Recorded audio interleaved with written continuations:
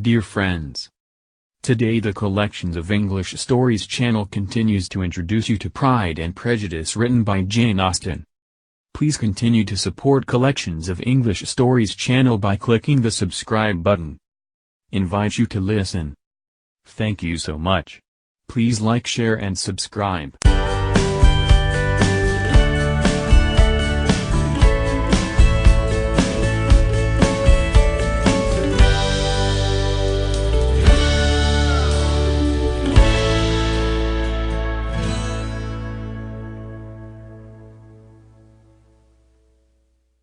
Chapter 6. The ladies of Longbourn soon waited on those of Netherfield. The visit was soon returned in due form. Miss Bennet's pleasing manners grew on the goodwill of Mrs. Hurst and Miss Bingley, and though the mother was found to be intolerable, and the younger sisters not worth speaking to, a wish of being better acquainted with them was expressed towards the two eldest. By Jane, this attention was received with the greatest pleasure. But Elizabeth still saw superciliousness in their treatment of everybody, hardly excepting even her sister, and could not like them, though their kindness to Jane, such as it was, had a value as arising in all probability from the influence of their brother's admiration. It was generally evident whenever they met, that he did admire her, and to her it was equally evident that Jane was yielding to the preference which she had begun to entertain for him from the first, and was in a way to be very much in love. But she considered with pleasure that it was not likely to be discovered by the world in general, since Jane united, with great strength of feeling, a composure of temper and a uniform cheerfulness of manner which would guard her from the suspicions of the impertinent. She mentioned this to her friend Miss Lucas. "It may perhaps be pleasant," replied Charlotte, "to be able to impose on the public in such a case, but it is sometimes a disadvantage to be so very guarded. If a woman conceals her affection with the same skill from the object of it, she may lose the opportunity of fixing him, and it will then be but poor consolation to believe the world equally in the dark. There is so much of gratitude or vanity in almost every attachment, that it is not safe to leave any to itself. We can all begin freely, a slight preference is natural enough, but there are very few of us who have heart enough to be really in love without encouragement. In 9 cases out of 10 a woman had better show more affection than she feels. Bingley likes your sister undoubtedly, but he may never do more than like her, if she does not help him on. But she does help him on, as much as her nature will allow. If I can perceive her regard for him, he must be a simpleton, indeed, not to discover it too. Remember, Eliza, that he does not know Jane's disposition as you do. But if a woman is partial to a man, and does not endeavor to conceal it, he must find it out. Perhaps he must, if he sees enough of her. But, though Bingley and Jane meet tolerably often, it is never for many hours together, and, as they always see each other in large mixed parties, it is impossible that every moment should be employed in conversing together. Jane should therefore make the most of every half-hour in which she can command his attention. When she is secure of him, there will be more leisure for falling in love as much as she chooses." "Your plan is a good one," replied Elizabeth, "where nothing is in question but the desire of being well married, and if I were determined to get a rich husband, or any husband, I dare say I should adopt it. But these are not Jane's feelings, she is not acting by design. As yet, she cannot even be certain of the degree of her own regard nor of its reasonableness. She has known him only a fortnight. She danced 4 dances with him at Meryton, she saw him one morning at his own house, and has since dined with him in company 4 times. This is not quite enough to make her understand his character. Not as you represent it.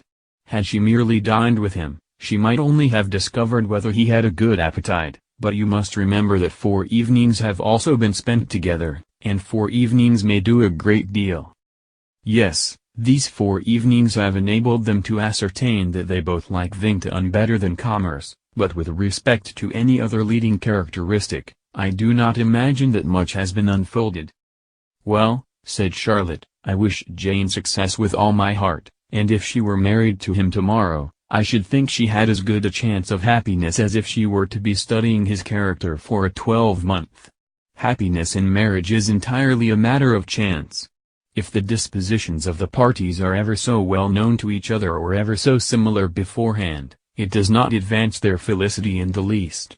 They always continue to grow sufficiently unlike afterwards to have their share of vexation, and it is better to know as little as possible of the defects of the person with whom you are to pass your life. You make me laugh, Charlotte, but it is not sound. You know it is not sound, and that you would never act in this way yourself. Occupied in observing Mr. Bingley's attentions to her sister, Elizabeth was far from suspecting that she was herself becoming an object of some interest in the eyes of his friend.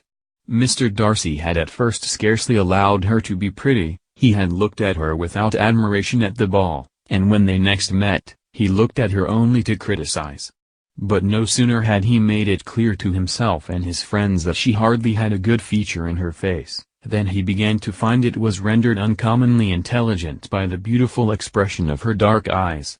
To this discovery succeeded some others equally mortifying.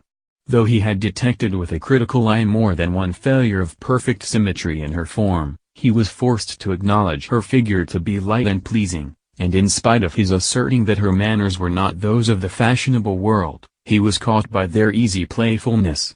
Of this she was perfectly unaware. To her he was only the man who made himself agreeable nowhere, and who had not thought her handsome enough to dance with.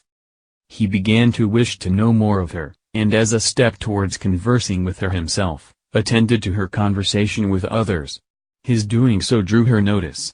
It was at Sir William Lucas's, where a large party were assembled. "What does Mr. Darcy mean," said she to Charlotte, "by listening to my conversation with Colonel Forster? That is a question which Mr. Darcy only can answer. But if he does it any more I shall certainly let him know that I see what he is about. He has a very satirical eye, and if I do not begin by being impertinent myself, I shall soon grow afraid of him."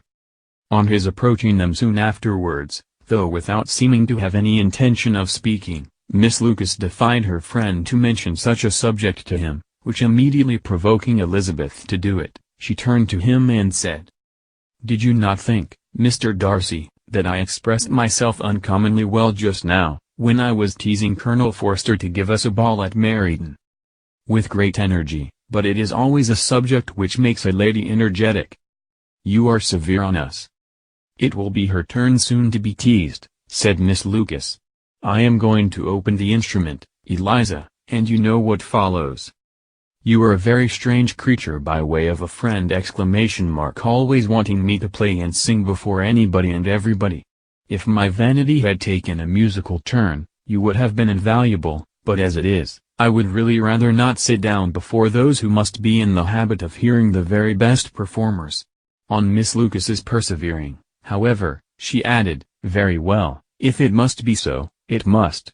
And gravely glancing at Mr. Darcy, "There is a fine old saying, which everybody here is of course familiar with, 'Keep your breath to cool your porridge,' and I shall keep mine to swell my song."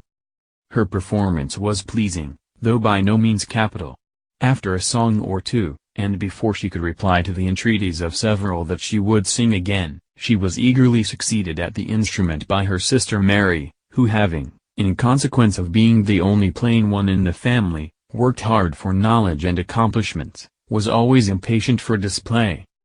Mary had neither genius nor taste, and though vanity had given her application, it had given her likewise a pedantic air and conceited manner, which would have injured a higher degree of excellence than she had reached. Elizabeth, easy and unaffected, had been listened to with much more pleasure, though not playing half so well, and Mary, at the end of a long concerto, was glad to purchase praise and gratitude by Scotch and Irish airs, at the request of her younger sisters, who, with some of the Lucases, and 2 or 3 officers, joined eagerly in dancing at one end of the room.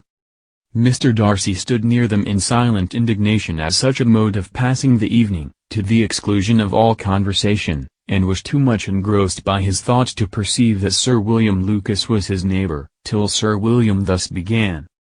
"What a charming amusement for young people this is, Mr. Darcy! There is nothing like dancing after all. I consider it as one of the first refinements of polished society." "Certainly, sir, and it has the advantage also of being in vogue amongst the less polished societies of the world. Every savage can't dance, Sir William only smiled. "Your friend performs delightfully," he continued after a pause, on seeing Bingley join the group, "and I doubt not that you are an adept in the science yourself, Mr. Darcy. You saw me dance at Meryton, I believe, sir?" "Yes, indeed, and received no inconsiderable pleasure from the sight." "Do you often dance at St. James's?" "Never, sir." "Do you not think it would be a proper compliment to the place?" "It is a compliment which I never pay to any place if I can avoid it." "You have a house in town, I conclude?" Mr. Darcy bowed. "I had once had some thought of fixing in town myself, for I am fond of superior society, but I did not feel quite certain that the air of London would agree with Lady Lucas." He paused in hopes of an answer, but his companion was not disposed to make any, and Elizabeth at that instant moving towards them, he was struck with the action of doing a very gallant thing, and called out to her, "My dear Miss Eliza, why are you not dancing?" "Mr. Darcy, you must allow me to present this young lady to you as a very desirable partner. You cannot refuse to dance, I am sure, when so much beauty is before you." And, taking her hand, he would have given it to Mr. Darcy, who, though extremely surprised, was not unwilling to receive it, when she instantly drew back, and said with some discomposure to Sir William, "Indeed, sir, I have not the least intention of dancing. I entreat you not to suppose that I move this way in order to beg for a partner." Mr. Darcy, with grave propriety, requested to be allowed the honor of her hand, but in vain. Elizabeth was determined, nor did Sir William at all shake her purpose by his attempt at persuasion. "You excel so much in the dance, Miss Eliza, that it is cruel to deny me the happiness of seeing you, and though this gentleman dislikes the amusement in general, he can have no objection, I am sure, to oblige us for 1/2 hour." "Mr. Darcy is all politeness," said Elizabeth, smiling. "He is, indeed, but, considering the inducement, my dear Miss Eliza, we cannot wonder at his complaisance, for who would object to such a partner?" Elizabeth looked archly, and turned away. Her resistance had not injured her with the gentleman, and he was thinking of her with some complacency, when thus accosted by Miss Bingley.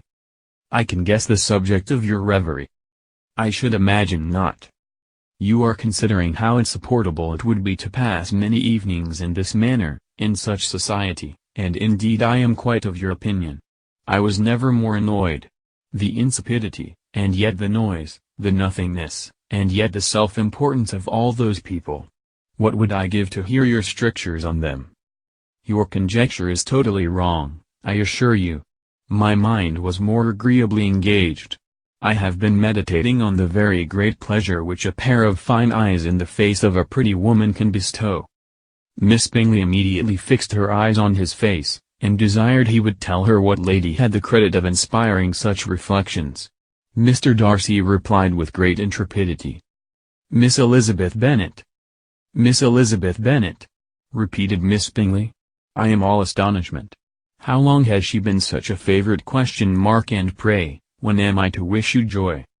"That is exactly the question which I expected you to ask.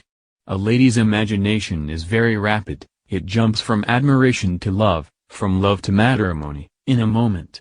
I knew you would be wishing me joy. Nay, if you are serious about it, I shall consider the matter as absolutely settled. You will be having a charming mother-in-law, indeed, and, of course, she will always be at Pemberley with you." He listened to her with perfect indifference while she chose to entertain herself in this manner, and as his composure convinced her that all was safe, her wit flowed long,